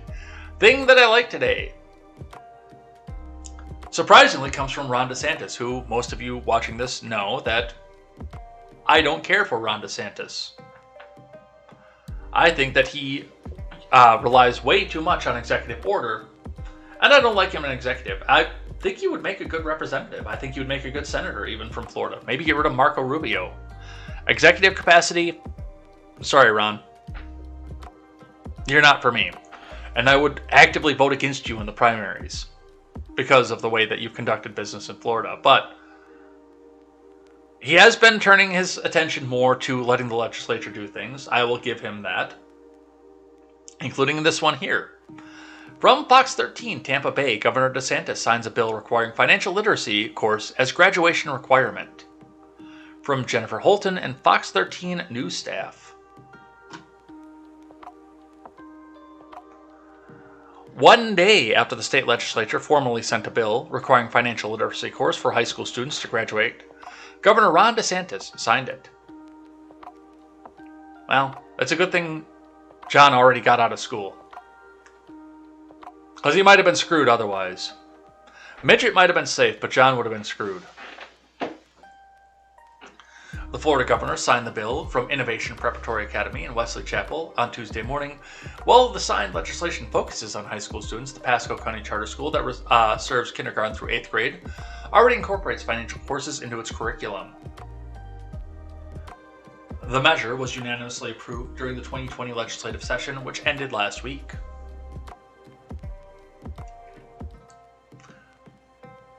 I think this is going to be something really good, he said before signing the bill. We think it will improve students' capability for financial management when they enter the real world, which my generation desperately fucking needs. Students entering high school in the 2023 to 24 academic year will be required to take half-credit courses in personal financial literacy and money management. This makes Florida the 7th state to mandate a standalone course in personal finance literacy to graduate. The class must teach about a dozen concepts. The students will learn about the types of bank accounts offered, how to balance a checkbook, money, debit and credit card management, and how to complete a loan application, receiving an inheritance, personal insurance basics, and how to do your taxes. Lessons on local tax assessments, interest rates, simple contracts, contesting an incorrect bill, state and federal laws, and ways to save and invest. So this is not a new thing, by the way. This was a segment of a required keyboarding class that we had to take when we were in 6th grade. Yes, in 6th grade. We had to take a keyboarding class. It was required. It was a short class, but in the keyboarding class, we also took financial literacy. We didn't do everything that they're doing, so they're going above and beyond at this point. But yes, we did checkbook, money, obviously, debit and credit cards weren't a thing back then. All the way back then, they were there, but they were in their infancy. Like, I remember seeing the commercials for the Visa check card around that time. It was, I think, just a couple years after that is when those first started coming out. Because you got to think that, you know, when I was in 6th grade, that was 95 to 96 school year.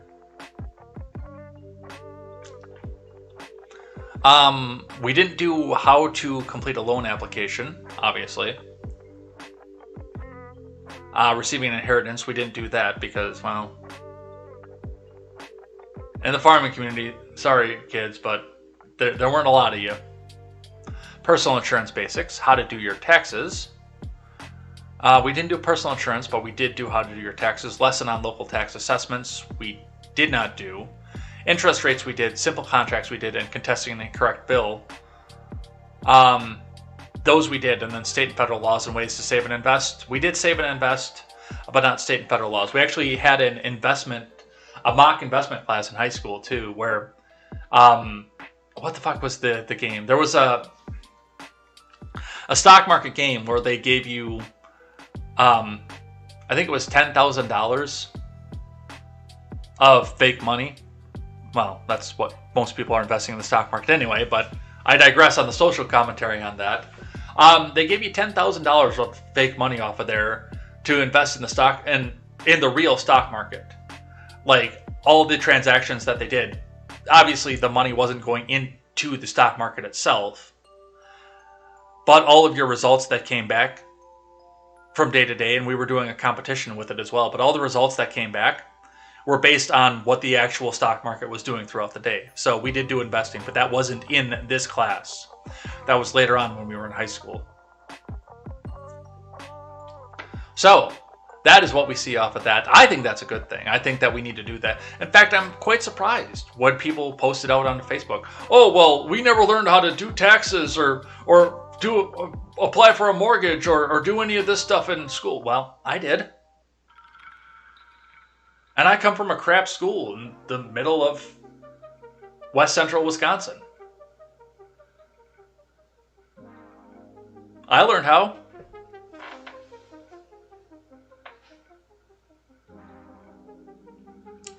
But that's what we see off of that. And now for a thing that I hate. This one is local. This one is just right up there in Madison from 27 WKOW ABC out of Madison, Wisconsin. How police were able to use OnStar to stop teens in a stolen vehicle. From Ward Jealous. Now, this would not seem like something that I would hate automatically. You know, I don't want to see a lot of people get hurt, but we'll talk about this. Let's go over this and tell you guys what's going on.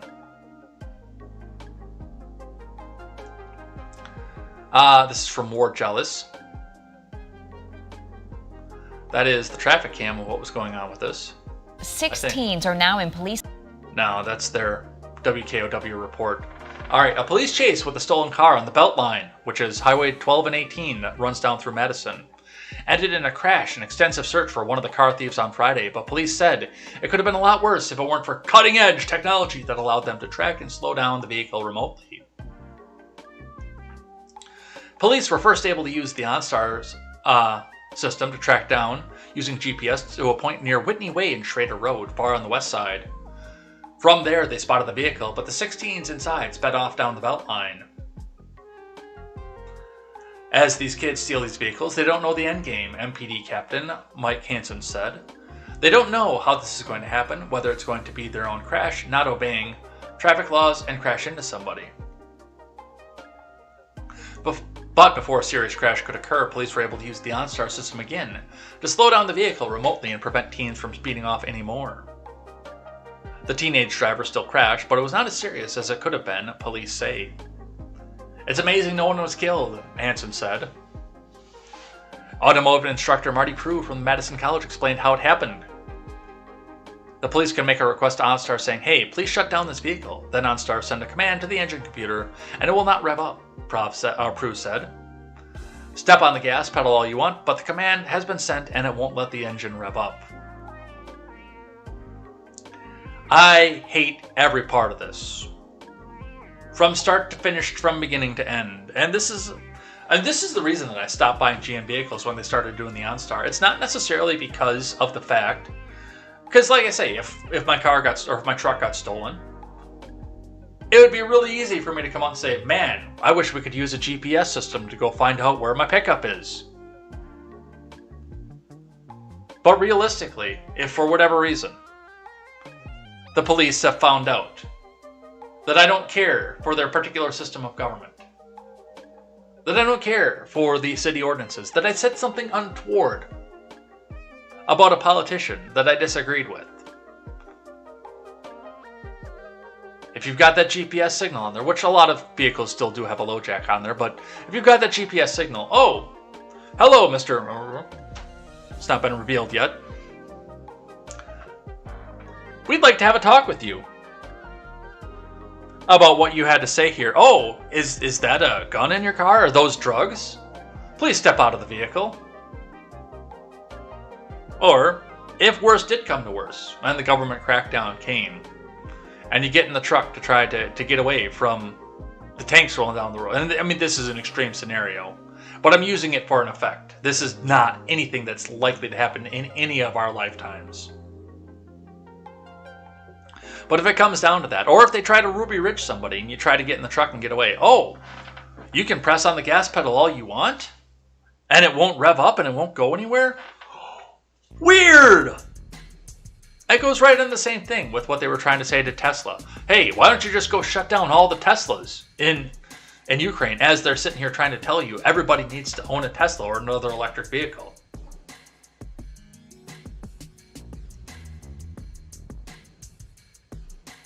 Call me crazy, but I don't want to have the government involved in my vehicle, especially when there is not a warrant involved.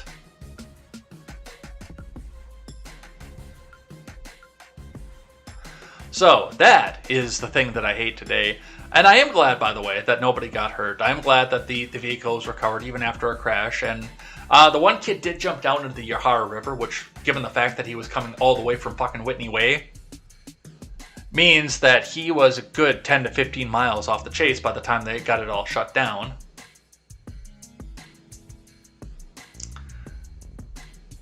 The one kid that they got, what was it, 3 kids or 6 kids were in the car? They got almost all of them, I remember that. But the one got away, but they did find him as well.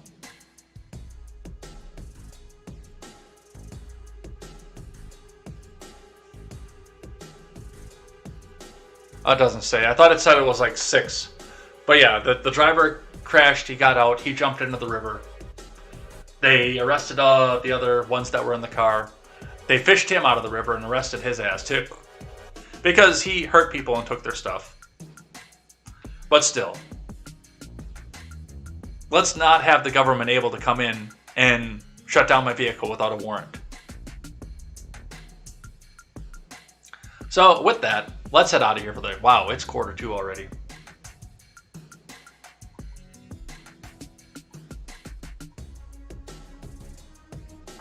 The song is called Did We Forget the Pizza? We never forget the pizza in this house. I'm a big fan of pizza, especially if it's sausage, onion, and pineapple. And yes, pineapple goes on pizza. So, with that, we're out of here. Thanks everybody who came by and chatted in the live chat. Came by, hung out with us, kept us honest, kept us on point, kept with us with the thing that I like and thing that I hate, and, well, offered your opinions on the Honorable and Venerable Ketanji Brown Jackson. We'll be back here tomorrow with more contemporary, plus live chat day tomorrow, so the names of everybody who chats on the live chat will get written down in the notebook, and a special thank you will be attached to this tomorrow, so hopefully you guys are here. Plus, we'll read some of the live chat tomorrow as well, so come back and join us for that, and make sure you get your comments in. If they are sufficiently spicy, stupid, or bigoted, they will be read on air because they will raise the intellectual level of this program. Producer Pepe is trying to take a nap over here. But with that, I'm going to head out of here. I got to get myself to work. Stick around if you're on Twitch. We're going rating. Otherwise, we will see you here tomorrow for more contemporary. And until then, I'm Jay Edgar, and this is Contemporary. Take care.